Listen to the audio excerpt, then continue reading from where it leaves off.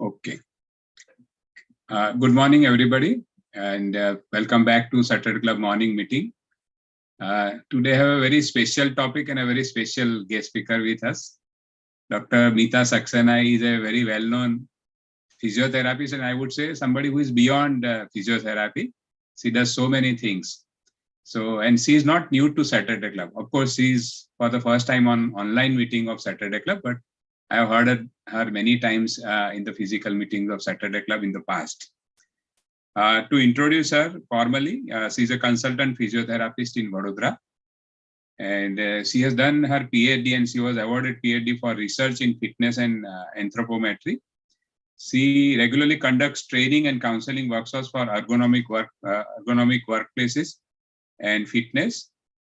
She has affiliation with KGP Children Hospital, a very reputed institute of childcare in the whole Gujarat for last more than, I think, 33 years now, since you started in 87, so 35 years. She is a resource person for Handicap International. She is a teacher and trainer for physiotherapists. She was awarded Physio Ratna by their organization IAP, and she has several other awards and orations to her credit. And she also has several research papers to her credit at national conferences. So with this brief introduction, we start the meeting. She'll be talking about the concepts and disorders of sensory integration. So over to you, Dr. Meeta. You will speak for 40-45 minutes, and then we have some 10-15 minutes of discussion. So over to you, Dr. Meeta. Thank you, Satish Bhai, and thank you, Saturday Club, for inviting me today. And this is a topic which is slightly technical, but at the same time, I'm starting my share screen. So, yeah,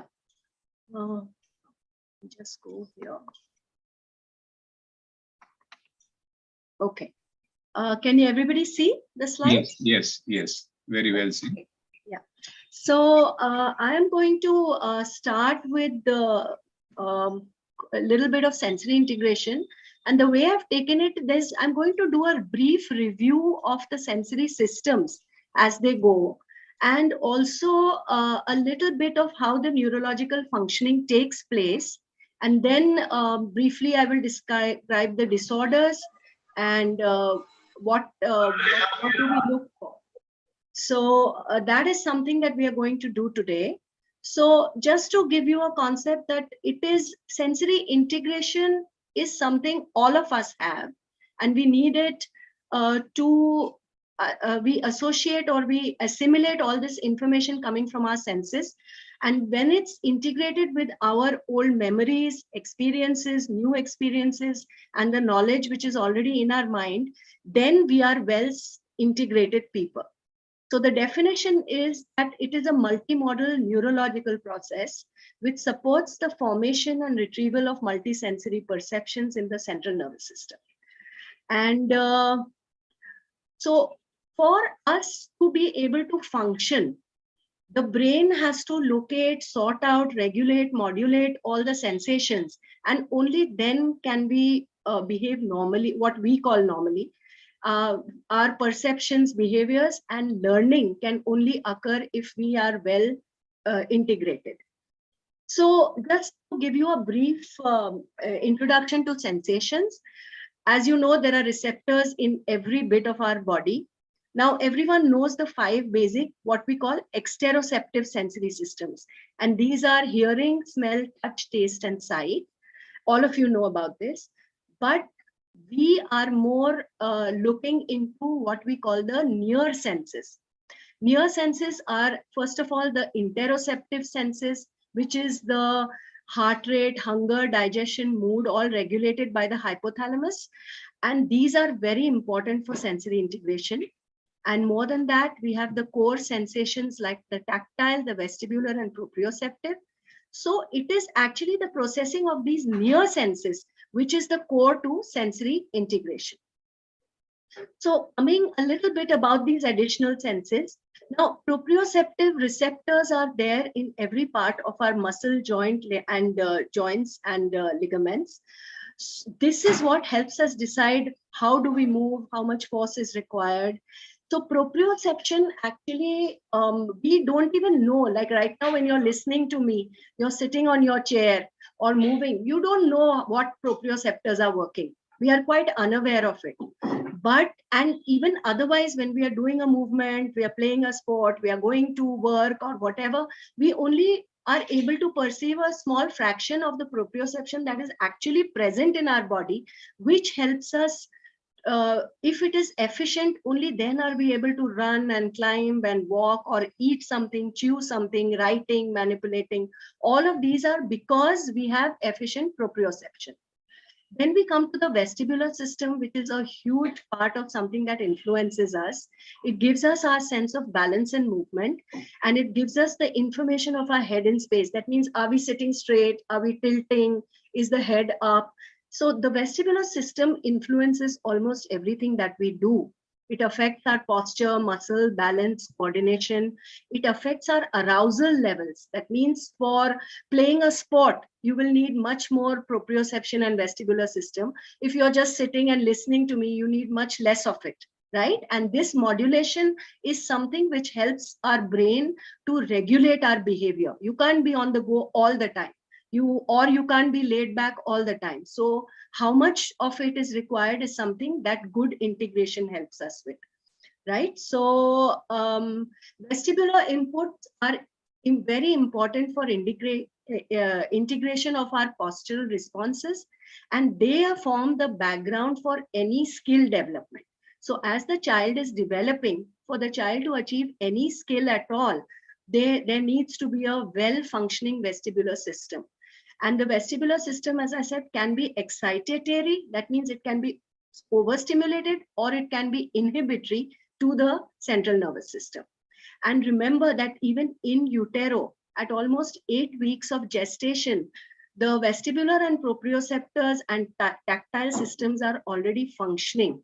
And the mother stimulates the fetus by the movement that she does when the fetus is in the sac, in the fetal sac, and the amniotic fluid acts as a vestibular base for it. So that is why mothers with oligohydramnios may have the children affected with their vestibular systems, and those mothers who are put on bed rest and all of these, their children can have compromised vestibular functioning.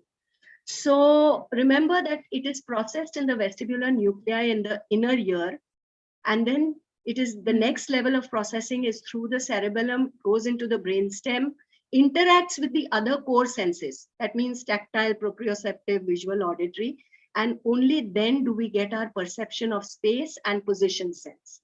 All of this. And the semicircular canals actually give us a physical reference, and actually to make sense of vision, it's very important to look into these controls. So as you know, overstimulation of the vestibular system, even for all of us, some people have car sickness, motion sickness, some people love to go on roller coasters, others are not able to go. And what do you feel if you are overstimulated? The problem is not in the inner ear where the receptors are. The problem is in your body. You will feel nauseous or vomiting, or you may get a headache or any of these. So remember that activities of daily living, which are dependent on efficient vestibular functioning, these include standing without support, walking on uneven surfaces, riding a bike, going on to roller coasters and all without motion sickness, or even just sitting up like all of us are doing right now. And then the tactile system, this is a primal preparatory influence on the neurological integration. Again, it matures very early in utero. The tactile system is already functioning efficiently because the visual and auditory systems are beginning to develop only by the 4th or 5th month of gestation. So all of these are very important for us. What happens when the tactile system is working accurately? The child, or as the growing adult, is able to use touch appropriately. They can discriminate wet from dry, hard from soft, and all activities of daily living, like what clothes you wear, what are you eating, how close you are to people, do you like, how do you use your scissor and pencil, which textures do you like, which textures do you dislike, all of this are based on the tactile system. Then we come to the visual system. Now, this is important because the eye skill development. See, when we talk of sensory processing, when we talk of vision, I am not talking of blindness, because blind people can also function pretty well, but they may have some limitations and they use other core systems.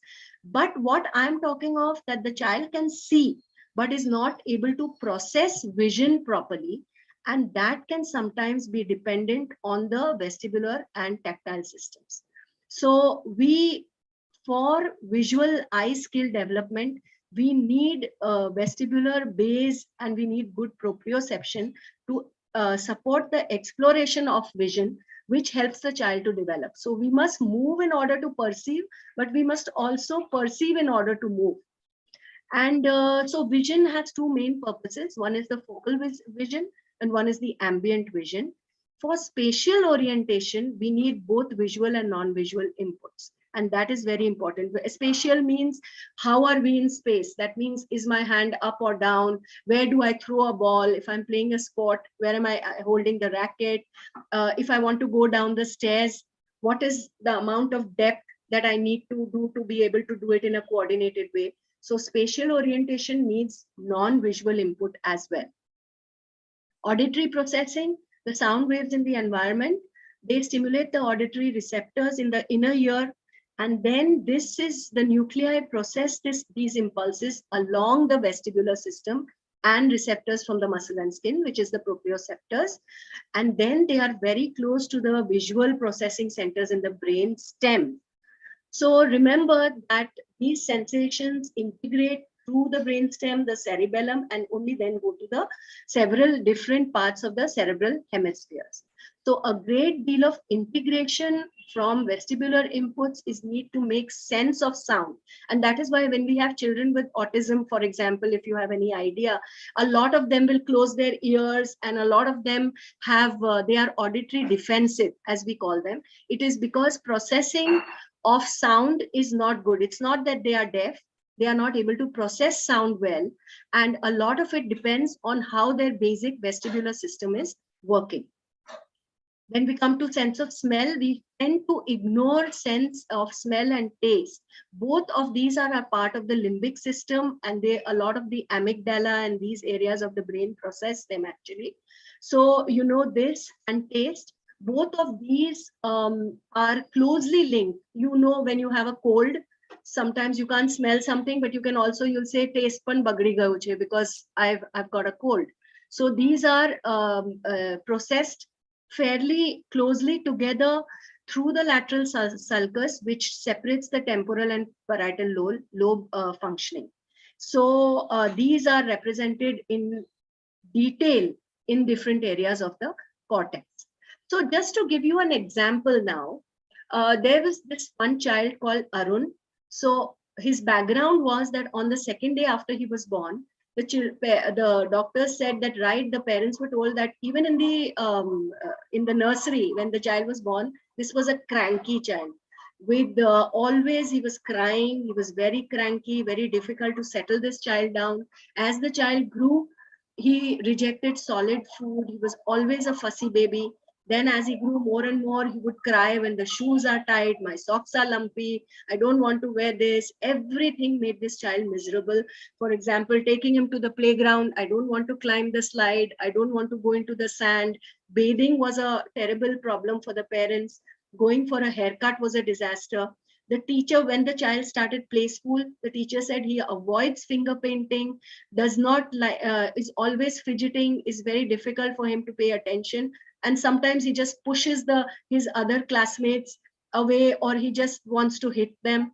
But if you leave him alone, give him a set of blocks, he's very, very good at building those. The parents took the child to the pediatrician. He said, there's nothing wrong, let him grow, he'll grow out of it. The grandparents said, oh, these children these days are all spoiled, they just need to be disciplined and all of that. Then there was another child who was in class 1, so 6th class. She moves awkwardly, she has poor balance, she falls frequently, fatigues early. Her birth history was that she was a 32-weeker. She spent 3 weeks of NICU care. Now, at this point, she loves to dance. She likes all those boogie woogie type shows. But when her mother decided to take her to a dance class, she doesn't want to leave the mother's side. And it's very difficult for her to carry out simple, familiar actions. She constantly fidgets, her feet tap, her eyes dart, she keeps on fiddling. But on the other hand, she loves to sit on the rocker, on the swing. She keeps on shaking her head from side to side. And the teacher says it's very difficult for her to socialize and get involved with the class activities. And then we have another child who's 7 years old. When the child goes to school, he doesn't like to go to school. First of all, he dislikes school because he says, I'm not good at anything in the school. Everybody laughs at me. I don't want to go. This child is a quiet child. He's very self-absorbed, somewhat clumsy, drops objects, breaks toys, even toys which need just simple manipulation. Now, the parents say that, well, we are also, I think, clumsy, but we are very happy because our child is quiet and well-mannered. He's into himself. However, they know that something is getting in the way. So what is the problem? Why are Arun, Shivani and Vinay, why are these children out of sync? They are otherwise healthy. They have no disease or any disorder, but they are struggling with basic skills of tolerating ordinary sensations, of planning and organizing their sensory actions, and regulating their attention and activity levels. So this is the common problem that we call sensory processing disorders or sensory dysfunction. And this is the difficulty that a child has from sorting out, connecting to information from the surrounding world. So the dysfunction takes place in the central nervous system, mainly in the brain, but also in the sensory tracts. And the difficulty is that the child is not able to analyze, organize, and integrate sensory messages.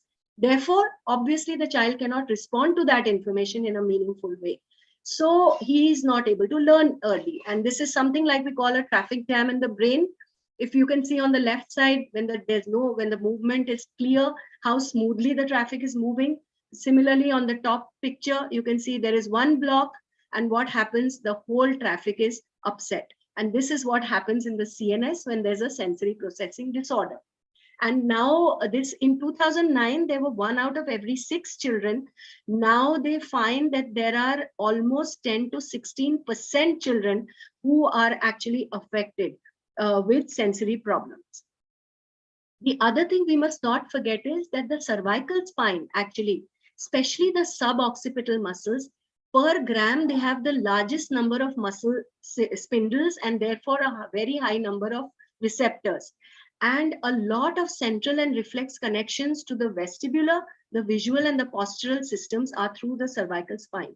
And that is why a small infant, when we place them in prone, when we say give tummy time, it's very, very important because this is where the cervical spine receptors are helping them to organize the basic sensory systems like vestibular and proprioception.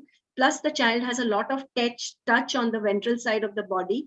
And this supports the development of vision, of hearing, and neck movements and stability. That is why we see that when we have our children who are preterms or on the ventilator, you can see the position this baby is lying. There's no way this child can go on the tummy. And if they spend 3 weeks, 4 weeks, 5 weeks in the NICU, these children have been deprived of a lot of sensory integration in the beginning. So in fact, a lot of part of my work in Children's Hospital is giving developmental support to these babies, whom we call these risk babies, especially with prematurity now being such a large number. We are saving more and more smaller babies. So they turn out to be okay, but they may often have these issues of sensory processing, which only we realize after the child has become 1+ or 2+ and so on. So this is how the green areas show multisensory processing. The blue is the auditory processing, mainly temporal lobes. The red is the visual area in the occipital lobe, and tactile is the yellow area. And there is integration required from all of this to be able to help us function. So just to give you a very quick idea how processing occurs, if you want to do a task like you have a hammer in your hand and you want to push in a nail somewhere. So what happens is that the peripheral cutaneous receptors and proprioceptors, they start with the information, okay, what do I want to do? Then this travels up, the first order neurons are in the dorsal horn, then in the lower medulla, then in the midbrain, and then it goes into the arm area of the cortex, where it is associated with vision, with what weight you are holding, what is the position of your body. Can you lie down and put a nail in? It's going to be very difficult. You need to be in a proper position for it. So this is how it happens. And anywhere in this processing chain, if there is a problem, then you are going to have difficulty and you will be clumsy and uncoordinated. It will be hard for you to push in the nail. So therefore, just to remember that the 4 important brain structures for sensory integration are the brainstem, which acts like a crossroad, a regulator, a clearinghouse. Then the cerebellum, which processes a lot of the information, especially auditory and vestibular. Then the whole of the diencephalon, which consists of the basal ganglia, hippocampus, amygdala, hypothalamus, and thalamus. And lastly, the cerebrum and the cervical spine receptors. These are the key processing agents that we need for nervous system processing. So coming to sensory processing disorders, we divide them into 3 types. One is the modulation disorders. One is discrimination disorders, and then the sensory-based motor disorders. Now, modulation, as you know, see, all of us know that we are able, when we are well integrated sensorially, we know that we are able to modulate ourselves well. If I am talking to you, I'm a little more aroused because I need to be focused on what I'm saying. When you're listening, you're a little bit less aroused, but you're still paying attention. If you're reading a book, your brain CNS modulates your activity so that very few vestibular and proprioceptors need to work if you're lying down and reading a book. But if you're getting up and playing volleyball, you need much more of that. So if there is a problem in this modulation, you will have a child who's always either under-aroused or over-aroused. Similarly, discrimination depends a lot on touch, on vision, and of course, basic functioning. And again, we have to figure these out. That means the child can't discriminate or is over-aroused and is able to discriminate less. So remember, the features of over and under sensitivity is something which is the main issue in sensory processing disorders. So if the child avoids being touched, that is the tactile system, or he may be unaware of pain and temperature, which is hyposensitive. Again, if he avoids running, sliding, you're looking at vestibular system problems. Or if he enjoys fast movement, he's a seeker of movement. That means he's undersensitive and wants that input. If he's stiff with coordination, proprioception, or he may be always fidgety. Poor eye contact, he's inattentive. Again, that's the visual system. He may miss visual cues. He's undersensitive to visual processing. Auditory, even a little in the home, the mother will say, as soon as the CT of a pressure cooker rings, this child gets disturbed, or the vacuum cleaner. He hates those kind of noises. But there are children who want to speak loudly. They want the television on loud, and so on. Similarly, olfactory, he may dislike certain odors. We had a child who came into our therapy center. Before we could make him do anything, we had started keeping some garlic and a phenyl bottle in our therapy center, because only when he would sniff that, the smell of phenyl, it would help that child to regulate himself, and then he could participate in a meaningful activity. So we see a lot, especially the autistics who do that. Similarly, they have dislikes of taste, or they may seek tastes. Okay. So inefficient sensory integration is because the brain behavior connection is strong, and we find that a child has poor behavior or is disorganized, not because he doesn't want to function smoothly, but because he's not able to function smoothly.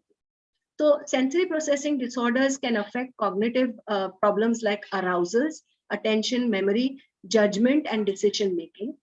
Some of the causes are, research is showing these, that there is a genetic and hereditary predisposition. Prenatal is not just drugs, toxins, stress and all, but also how the antenatal period has gone by for the mother, because a lot of the core systems are developing in the uterus, and it's the prenatal prematurity. Why?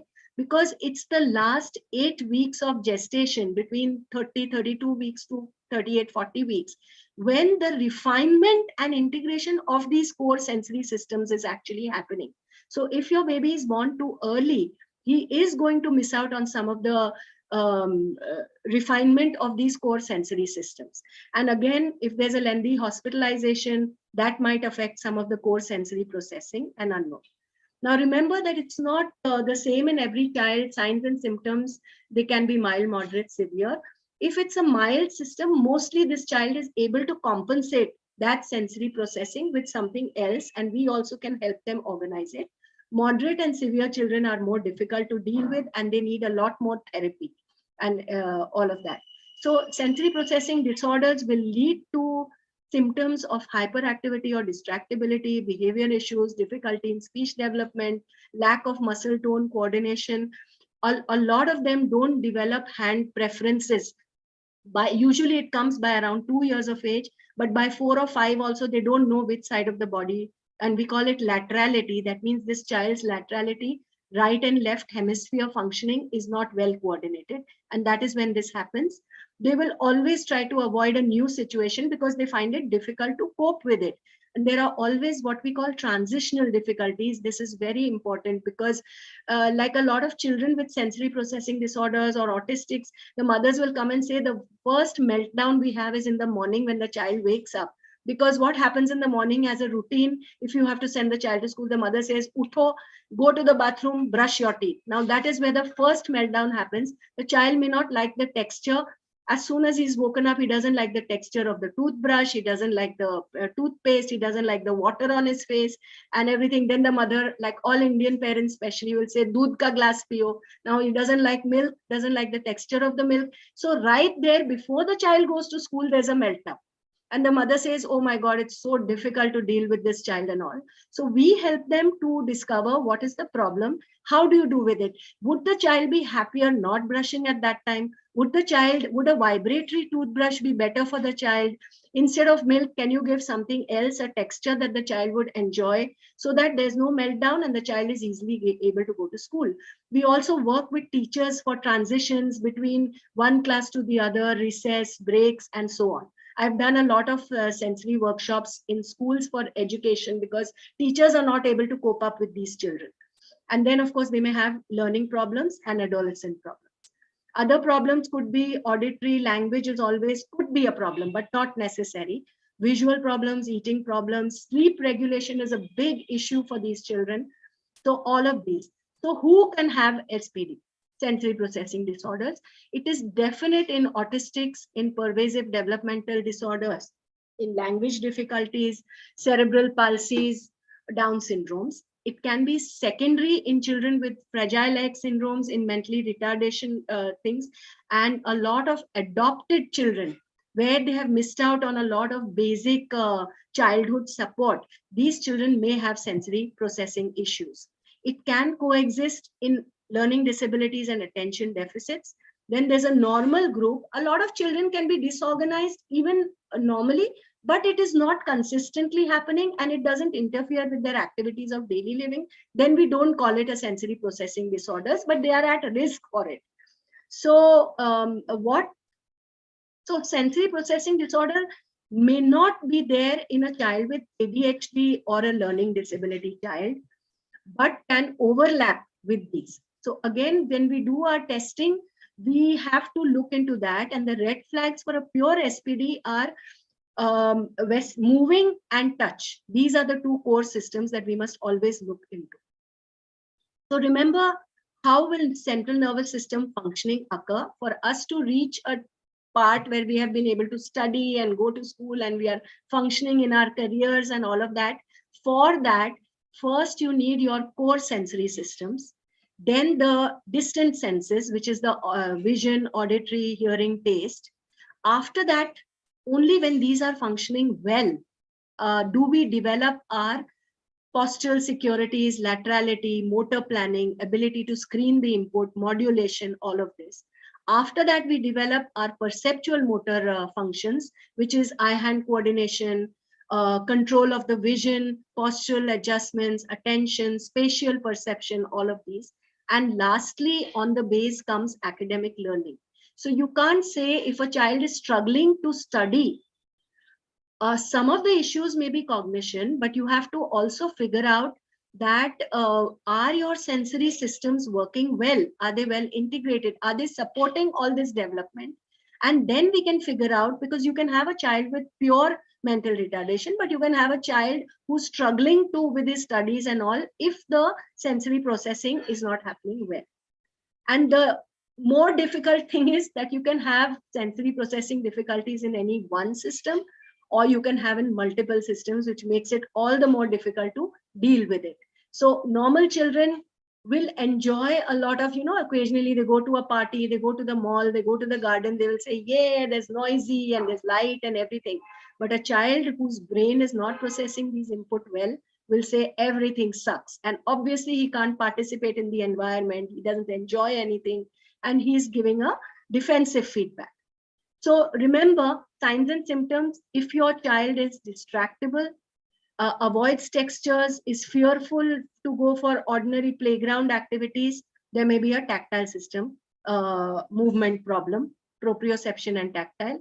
If he seeks intense experiences, like I want to fall, I want to push, I want to bang into this, that means he may be fluctuating between under and over responsiveness. So they are under-reactive to sensory stimuli, and they can be, if they are very sensitive to loud noises, they fatigue early, but they are always want to move and all. Again, we have to see the modulation problems. So coordination problems, if your child has poor balance, difficulty in learning new activities, is stiff, is clumsy, then there are coordination problems. If they are having delays or problems in academics, handwriting, fine motor activities, then these can be because of the sensory problems. They can have poor organization of behavior, as I've just said, and they can appear lazy, bored, and unmotivated, but it's because they are not able to organize their behavior. So when we come to, especially for people who are dealing, even for general practitioners, you may have somebody who comes to you seeking for some information. Why does my child do this? So it's important for us to know that at least there seems to be a problem. Maybe we should send for further testing. So remember that what happens is in autistic spectrum disorders, the key issues are communication deficits. There will be sensory issues, and there will be deficits in social skills, stereotypical behavior like closing ears, hand flapping, rocking, and restricted interests. Whereas pure sensory processing disorders without autism, they will have modulation deficits and discrimination deficits. Usually they will have eye contact and some verbal skills, unlike the autistics. So these are the red flags that we look at. Now, we had one child recently. The child was 2.5 years old, referred by they had just started 2-3 months back, they had started a play school for the child. And the reference was by the teacher and the mother's observations. The history was, the mother was not sure that she had a cesarean section, but query, the doctor said that there was some kind of respiratory distress, and that is why they went for that. We don't know exactly. Now, the child occasionally showed hand flapping. Rarely the child was rocking, only when excited. So when we did the sensory profile for this child, we found that he had discrimination deficits. And discrimination deficits are dependent on the vestibular, visual, and proprioceptive systems. The MCHAT, which is a screening test for autism, showed the child not at risk for autistic spectrum disorders. We did a developmental test, the DASI, the Developmental Assessment Scale for Indian Infants, and that showed minimal delays in some of the sensory motor and mental issues. So the provisional diagnosis we put initially was sensory processing disorder. We put the child on SI therapy, and just 2 sessions at 2.5, he started discriminating primary colors. He started shifting balance. He started standing on one leg, discriminating right from leg. So this was a child who was a pure sensory processing disorder. For ADHDs, it's very important for us to know, because ADHD, is because of chemical imbalance in the release of the neurotransmitters. Whereas in sensory processing disorders, it's the interpretation of core senses by the brain, which can cause a mimicking or a similar kind of behavior in the child. So remember, for sensory processing disorders, the tags, a lot of us also, sometimes there's a new t-shirt or something that we are wearing, and we find it very difficult to adjust to it. Something is bothering us. We'll keep on poking there. It's hurting us. We don't like starchy clothes. That may happen. But if it is affecting your daily lifestyle, and if it is affecting your functioning, it could be sensory processing disorders. And usually children with SPDs will have problems with balance and fine motor skills, which pure ADHD children may not have. So that's how we go for differential diagnosis. So just to give you an example, two children with issues of distractibility and all they were taken for a movie theater. Now the child with ADHD, the whole environment was bothering them because that child was not discriminating between noises. Everything in the environment, the child was restless, got up frequently, disturbing the neighbors, all of that was happening, and the child was hyperactive. The child with sensory processing disorder sat quietly, was enjoying the movie till the interval. And in the interval, somebody next door brought this popcorn bag. They opened it and they started crunching it. Immediately, the child closed the ears, showed distress, and said, "I want to leave." That means there was hypersensitivity in the auditory functioning, and it was not an ADHD. So that's to come to developmental tests now. How do we assess this? We have 3 tests that we do. One is a generalized sensory profile checklist, where every sensory system has some items which we score. Now, this can be actually doctors, therapists, psychologists, all can be trained to do this checklist. It's easy enough. It's a right or yes or no with the scoring. So the quality of each item on the checklist is very important for us to know, and you can gain a conclusion out of this, especially which systems are involved. Other than that, we have the clinical observation test, which is usually only done by the physio or the occupational therapist, because you need to be a little bit trained for that. And lastly, you have the sensory integration and praxis test. This needs a full-fledged sensory integration therapist to be able to do it. So a developmental test or a sensory profile is something that can be easily done by most people. And even when we do it, we first rule out on a sensory profile. If we find there are issues, then we go for the clinical observation test and the SIPT. Okay, so now finally coming to, once you have assessed your children, you have figured out what are the sensory systems that are not functioning. Is there a modulation problem? Is there a discrimination problem? Is the child ADHD with sensory issues? Is the child autistic spectrum disorders or a Fragile X or a learning disability or a cerebral palsy with comorbidities of sensory functioning? Once you have formed your diagnosis, then you start your sensory integration therapy. Now, therapy can be given at the center where the therapist works one-to-one with the child, or sometimes we also have small groups of 2 or 3 children which we take together. And this is where we work with the core system that is affected, trying to gain the child's activities of daily living and helping them organize. Now, more importantly for us to understand is what we call a sensory diet. A sensory diet is a fitness program, and this is something which is, it's like something that we work with. Dr. Pandya was actually asking me about tele sessions. So yes, a child who has been given, assessed, planned the therapy and given a sensory diet, then we can continue to monitor this child with tele sessions. And because the sensory diet is a 24/7 program for the child, helping him cope with the behavior as he goes on. And you'll find a lot of autistics who are about 5 years plus, they are able to deal with their problems so long as they know what to do. So for example, if they are at home, what inputs does this child need to help him cope up with the, say, dressing or getting ready or going to work or eating or whatever. Then when the child goes to school, the sensory diet helps both the child. We help to modify the environments and we work with the teacher. So sometimes children with the vestibular issues who are hyper aroused, all they need is we give them a tight jacket or we give them a weighted pad in the lap.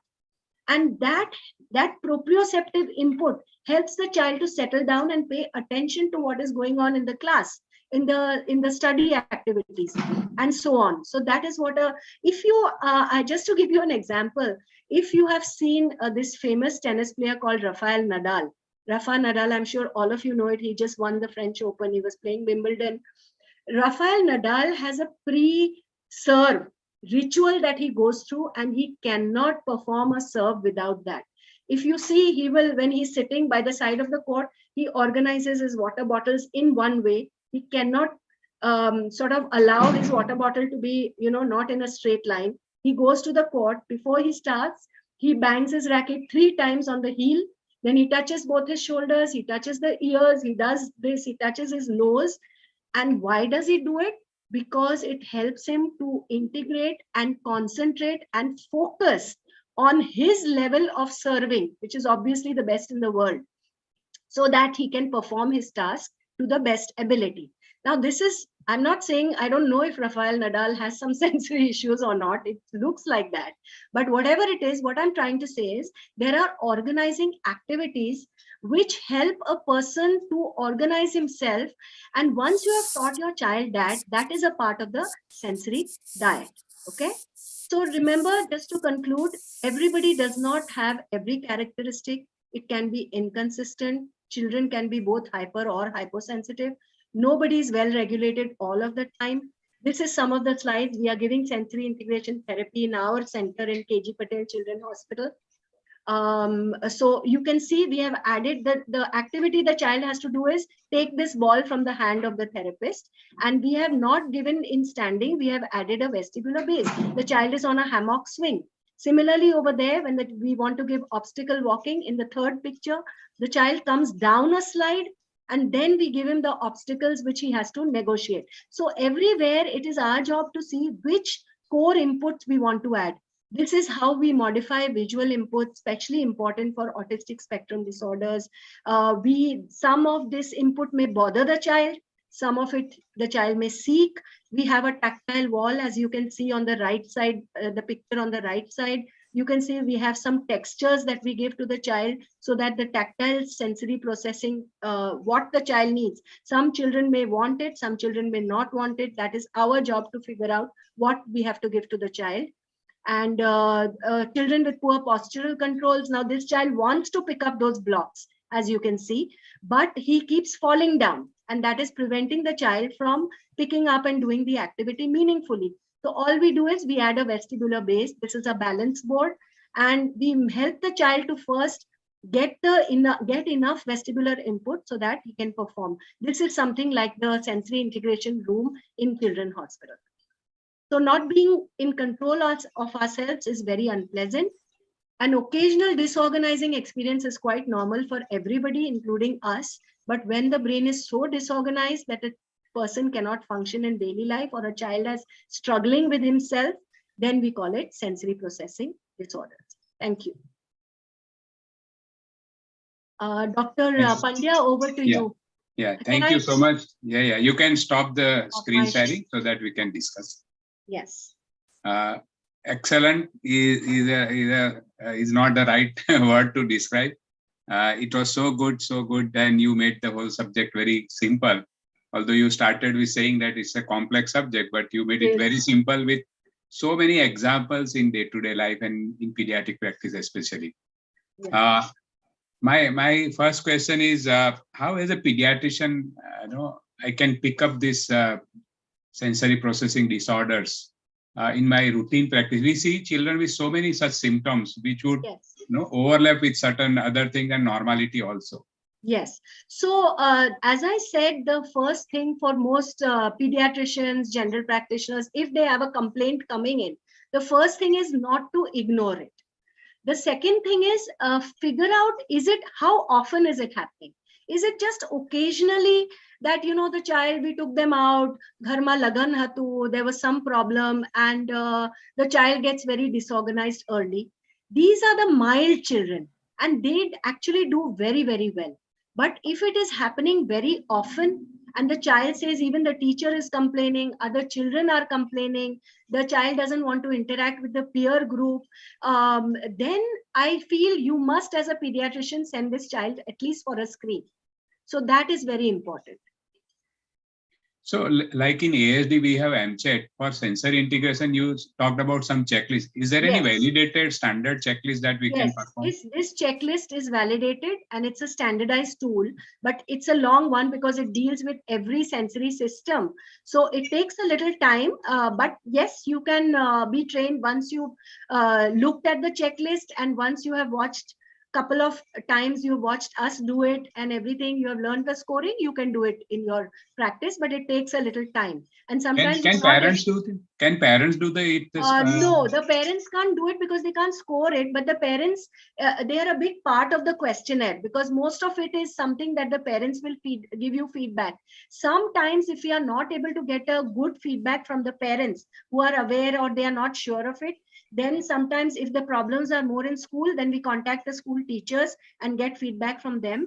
And otherwise we ask the parents to go back, look at certain of the items in the checklist and come back to us with those observations. So you may not be able to do a full checklist on the first session or in one session. It's not fair to the child also to be able to, I don't like to give a diagnosis immediately unless I'm very sure what I'm dealing with. Right. And is there any age group restriction for this checklist? Like say MCHET, we have restriction up to 2.5 years. Yeah, so sensory processing disorders, actually, see, people who are working with this issue, people like me who are like sensory integration therapists also, we pick it up very early. So as I said, if I have a child, an NICU graduate, I can actually pick up some issues. And honestly speaking, most of the, about 90% of these children on just basic therapy in the first 3 to 6 months of life are able to integrate, and then they don't continue it. But if we miss these problems, so by 1 year, most of the issues become very, very clear for us. By 2 years, definitely. So a lot of the checklist is age-based, actually. We started from 1.5 to 2 years, 24 months for sure. And then after, as the child grows, the checklist will differ slightly according to the age group. Okay.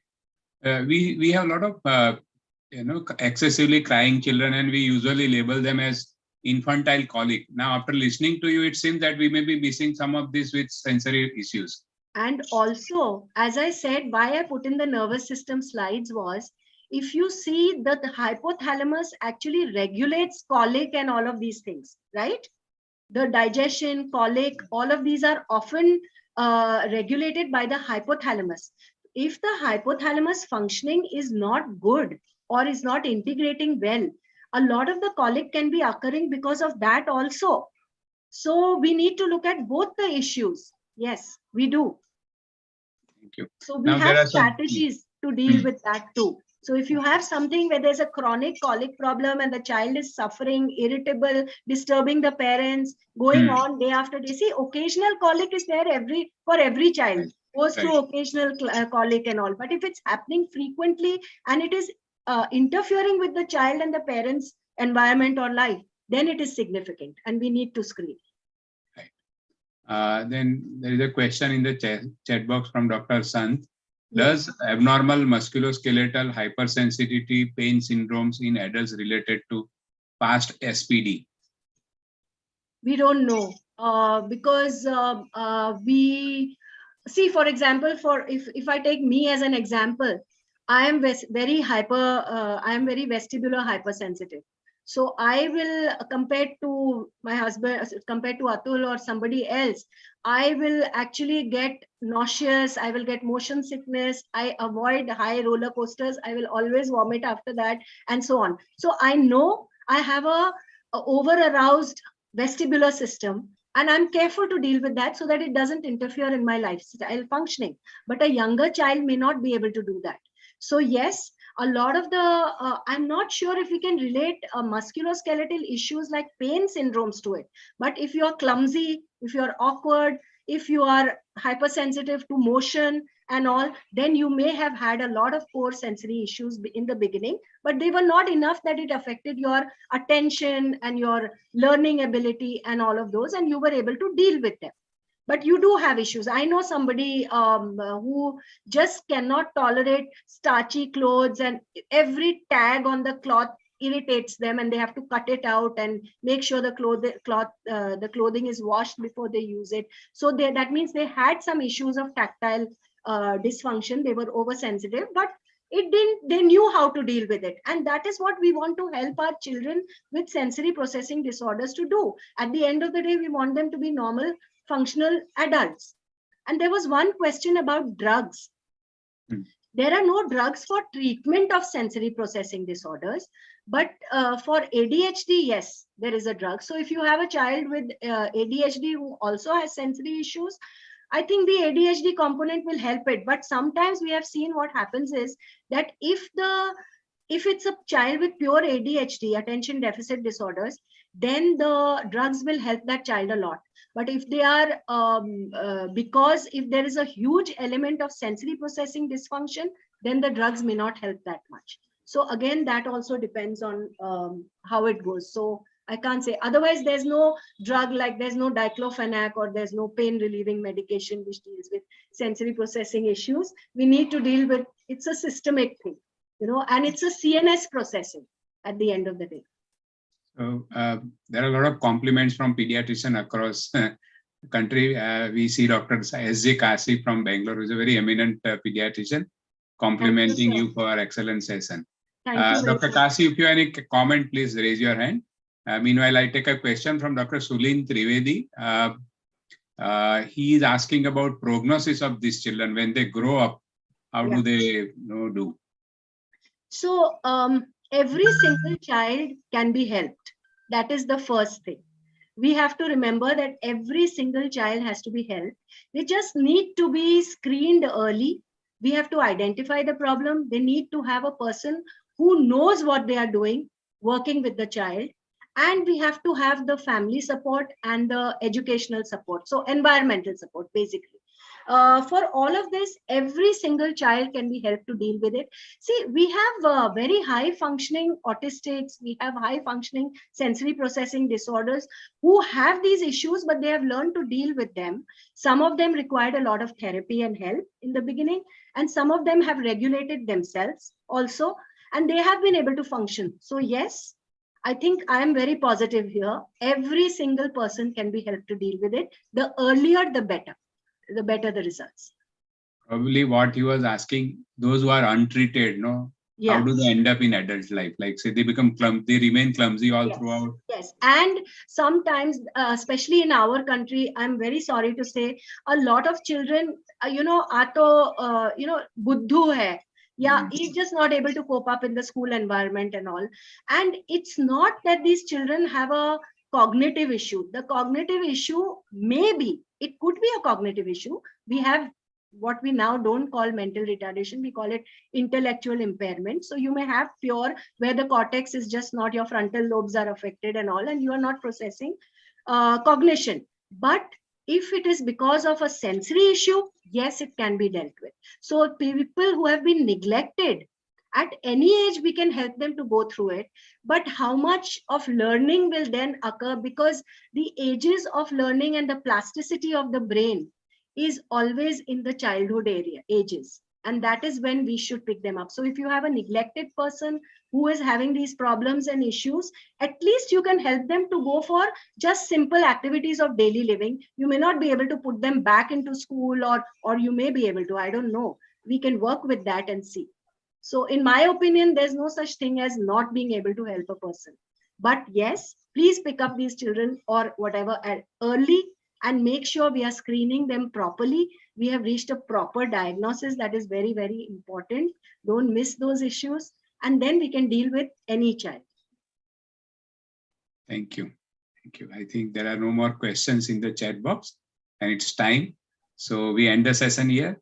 Once again, thank you, Dr. Meeta, for an excellent, very informative talk, and somebody put it as an eye-opener. I also feel it was an eye-opener as a pediatrician. Now I'll be doing a better justice to my patients now with this knowledge of sensory integration processing disorders.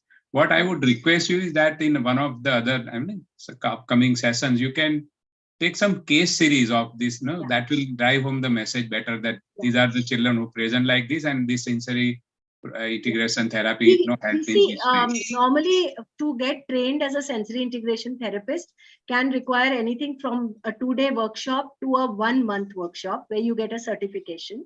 So it's a certified thing. Now the thing is that today actually because it was a very mixed group of doctors, surgeons, and I've been to Saturday Club in the old days, so I know that it's a very mixed group. So I just wanted to introduce the concept and give an overview of it today. I did take some examples to make it clearer, but for a group which is only interested in this and is focused on this, we can do a more in-depth session where we take much more. Actually, then I just show videos and stuff. But basically, you have to have the concept first.